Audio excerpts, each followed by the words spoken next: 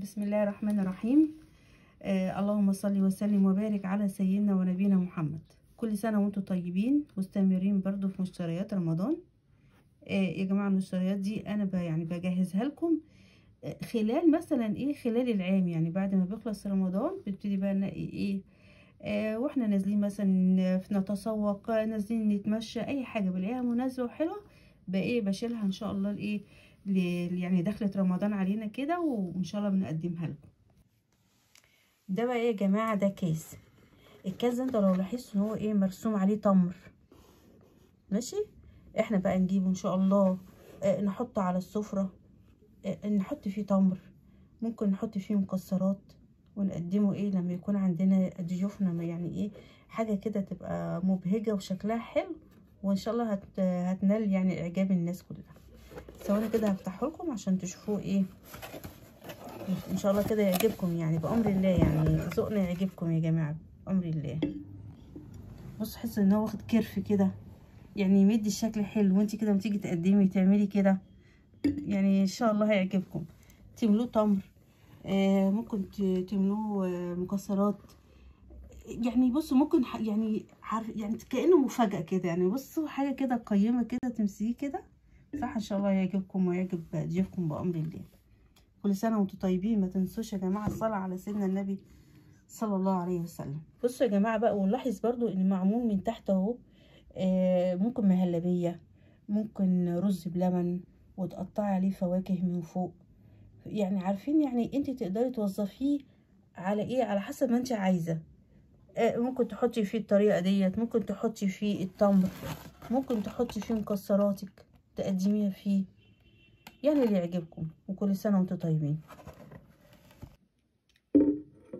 دي بقى يا جماعة دي تمرية، طبعا نحط فيها التمر ونفتحها كده نقدم لضيوفنا، او نحطها على السفرة قبل المغرب وتبقى متغطية كده، محفوظ التمر جواها من اي حاجة. في نفس الوقت شكلها تحس انها شكلها عربي كده، يعني تراثية شوية، عاملة زي الطاجين كده المغربي. يعني بص هي ليها حاجة عربي كده، يعني تحس ان هي لابقة قوي مع رمضان. اما ده بقى يا جماعه فده طاجن. الطاجن ده انا صورت بيه قبل كده في القناه. الطاجن ده يا جماعه انا جبت واحد تاني، يعني ده الجديد بتاعه. ده دلوقتي يا جماعه تحفه والله في الاكل، بيخش الفرن على فكره. ده تيفال، وهو من هنا من تحت نوع من انواع الصيني اللي هو بيخش الفرن. دوت بقى يا جماعه تعملوا فيه طواجن، او ده برضو نفس الموضوع ده، بس ده طاجن طبعا لما يكون مثلا عروسه وعريس، انت اسرتك صغيره انت وزوجك بس، تعملي فيه اي مثلا مكرونه بالبشاميل وتدخليه الفرن، مثلا تعملي عارفين اللي هي اللحمه بالبصل او بالصوص البني دي، بعد ما تعمليها بره وتخلصي الصوص تحطيه وترصي اللحمه جواه وتدخليها الفرن، تدي ريحه وفي منتهى الجمال. نفس الموضوع هنا، نفس الموضوع اللي هنا هو هنا، بس هنا بقى انا هقول لكم على اكله كده ظريفه ان شاء الله يعني تعجبكم وتنفذوها على رمضان ان شاء الله. تجيبوا شرايح البصل تحطوها وعليها شرايح طماطم، وتعملوا يا جماعه، وتحطوا طبعا ملح وفلفل اسود، رشه جوز الطيب، رشه بهارات، 7 بهارات، وتكونوا بقى مكورين الكفته اللي هي طبعا الكفته تجيبوها بالبصل زي ما احنا عارفين، والتوابل عليها، وتعمليها كور كده وتحطيها فيها وتدخلي الفرن. تكوني على جنب انت بقى محمره كده بطاطسايه كده كبيره شويه، او 2 بطاطس لو الاسره كبيره شويه، وتكوني محمراها. اول ما هتلاقيها الكفته ابتدت تستوي او داخله على سوا، تقومي مطلعه وحاطه عليها وحاطه عليها البطاطس المحمره، وتكوني عامله بقى صوص طحينه، كوبايه صوص طحينه كبيره، تقومي دلقاها عليها من فوق. يعني الاول اللحمه بالبصل بالكفته دخلت، بعد كده اول ما ابتدت تستوي تطلعيه وتحطي البطاطس وعليها صوص الطحينه وتدخليها الفرن تاني، في منتهى الجمال، اقتصاديه، وهتبقى وجبه يعني تعملي عليها جنبها كده طبق رز مصري جميل. والله العظيم يا جماعه ان شاء الله يعني اكله سهله وسريعه قبل الفطار على طول تتنفذ، وان شاء الله يعني الطاجن ده هيشرفك لو انت جايلك مثلا ضيوف ولا حاجه، او انت لنفسك انت وزوجك واسرتك. يعني يعني العين بيقولوا ايه، العين بتاكل الاول يعني زي ما بيقولوا. ان شاء الله هيعجبكم الطاجن ده. والطاجن ده الطاجن دوت برده بيخش الفرن زي ما انا قلت لكم. وكل سنه وانتم طيبين. اما ده بقى يا جماعه، شايفين الشياكه والجمال؟ ده حامل كده يتحط مثلا الطاجن اللي احنا مثلا عملناه يطلع على طول على الحامل ده كده على السفرة. شايفين مرسوم عليه ايه؟ شوكة وسكينة، والشكل شيك جدا ويعني ويشرف بصراحة. وبعدين والله حل عملي. يعني انا احيان كتيرة ببقى عاملة حاجات سخنة بخاف اطلعها على مثلا على الازاز بتاع السفرة، اخاف نفسي على الطاجن ذات نفسه يحصل له اي حاجة. فده بصراحة جميل وشيك جدا. اما بقى ايه، شايفين الاطباق دي اطباق غرف. شايفين اللون والشياكة؟ بصوا هو كذا لون يا جماعة. بصوا في منه الاورنج. بصوا يا جماعة، يعني ايه بصراحة حاجة جميلة. وبصوا الشكل جميل ازاي.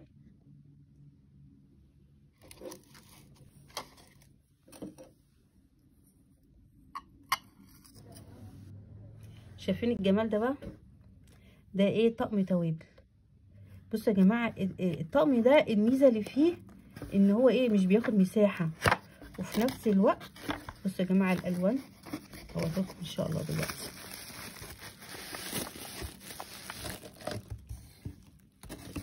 شايفين يا جماعة؟ اولا بصوا ليه هنا الحوزة بتاعته، الحامل بتاعه اللي هو يتحط جنبي في المطبخ. سهل جدا ان انا اتناول اي حاجة منه، وان انا مثلا اي تابل من التوابل انا عايزاه اطلعه على طول. بصوا يا جماعة، ده عامل زي الملاحة كده، او ايه عارفين اللي هي بقى ايه، مش عايزة احط توابل كتير وايه وارش كده. بصوا يا جماعة الحجم بتاعه انسيابي ازاي. مش بياخد مساحة مني كبيرة. وكمان يعني مثلا انا مش جايبة مثلا كمية توابل مش كبيرة، فهياخد الحجم اللي انا عايزاه. مش لازم اروح اجيب مثلا بالكيلو توابل في الاخر اقعد احطها في اكياس، لا اجيب على قد المقدار اللي انا عايزاه واحطه في المكان بتاعه. ده اللي هو النوع اللي هو ايه، اللي هو عامل زي الايه، عامل زي اللي انت بترش كده رشات، عامل زي الملاحة كده بمعنى اصح. في كمان واحدة تانية هنا اللي هي بقى انت ايه، بصوا هنا تحسوا ان هي بقى ايه، مفتوحة. بصوا يا جماعة الالوان، يعني حاجة والله العظيم، يعني تحسوا ان هو حاجة، يعني حاجة فنية كده، تخلي عينك كده مرتاحة كده وانت في مطبخك. بصوا يا جماعة، بصوا الشكل. والله العظيم اي عروسة جديدة عايزة تكون مطبخ تكونه بأقل الاسعار، وفي نفس الوقت يعني بحاجة ايه، بحاجة جميلة، لمسة فنية زي ما بيقولوا. بصوا دي بقى القطاعة دي، هي اللي يشوفها اول مرة يقول عليها مخرطة، بس هي برضو تنفع مخرطة لو انت جايبة خضرة مثلا راح تعملي بها المحشي، بدل ما تقعدي تخرطي، لا دي تخرطيها على طول. عندك مثلا عاملة صينية جلاش كبيرة تقطعيها، مثلا اي نوع من انواع الفطائر، تقطع البيتزا ممكن تقطعيها بقى، تمسكي كده وتقطعي، هتسهلك حاجات كتيرة جدا في منتهى الشياكة والجمال. احنا عندنا واحدة جوه يعني لما نيجي نستخدمها، عندي واحدة بستخدمها جوه، لكن دي لسه جديدة، فقلت ان انا ايه اوريها لكم عشان لو حد فيكم ان هو يجيبها. يعني ايه، على فكرة دي افكار يعني مثلا كلنا عارفين، بس ممكن واحد يبقى غفلان عنها يعني. فاحنا ايه، مجرد بس احنا بنوريكم حاجات، الحاجات اللي ناقصاكم او انتوا مثلا غفلانين عنها ممكن تجيبوها.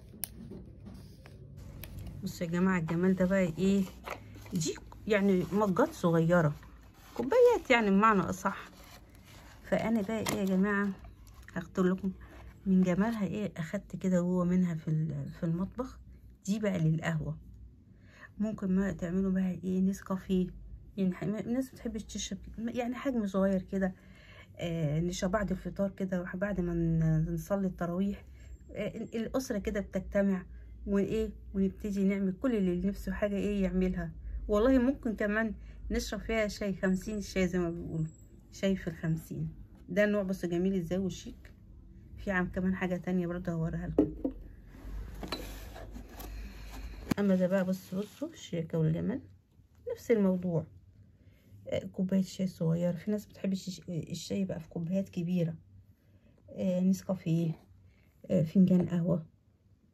يعني بصوا يا جماعه، الواحد بيحب ينوع في الكوبايات. يعني مثلا لو مشترين طقم جديد لازم واحد يقوم يشرب فيه ويبقى كده فرحان جدا وعنده حاله مزاجيه حلوه يعني. اهو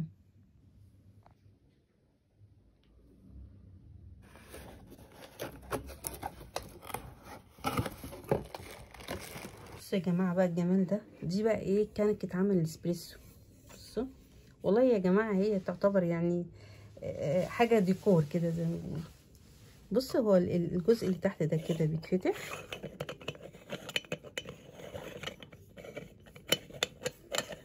الحاجات دي كلها لازم تبقى موجوده في البيت. احنا بنروح نشرب الحاجات دي بره بالشيء الفلاني يعني. بصوا يا جماعه هنا بيتحط الايه القهوه، وبعد كده بنضغط عليه، وبعد كده الجزء اللي تحت ده هنا بنحط بقى الميه بتاعتنا. وفي ناس بتحب تحط لبن يا جماعه على حسب ايه ما انتوا بتحبوا. بصوا ونحط كده اهو تاني، واول ما القهوه تطلع هوريكم حالا. طبعا هنقفل كده، واول القهوه ما تطلع هتطلع هنا. ايه رايكم؟ وبعدين عايزه اقول لكم ان ديت بتتحط على شياطه، يعني ما بتتحطش على النار مباشره، لا على الشياطه كده. واما تلاقي القهوه طلعت تحفه تحفه. وانتوا طبعا كلنا بنروح اي مطعم ونشرب الاسبريسو ده، بقت يعني بقت حاجه مزاج عندنا يعني. بصوا يا جماعه بقى، يعني انا رجعت لكم الايه بالبولات ديت. البولات دي جميله جدا ولها بصوا لها الستاند بتاعها، يعني تتحط كده في المطبخ تتغسل وكل حاجه تتحط في مكانها. والميزه اللي فيها الالوان بتاعتها الجميله هتجذب يعني كل اللي موجودين، وخصوصا كمان الاطفال. ثواني كده هفتح لكم وتشوفوا كده ايه. يعني انا وريتكم الصوره دلوقتي، ان شاء الله هوريكم اللي هو من جوه شكلها عامل ازاي. ديت ان شاء الله هنطلعه باذن الله يعني في ايه في اول رمضان ان شاء الله. لحظه واحده هوريكم.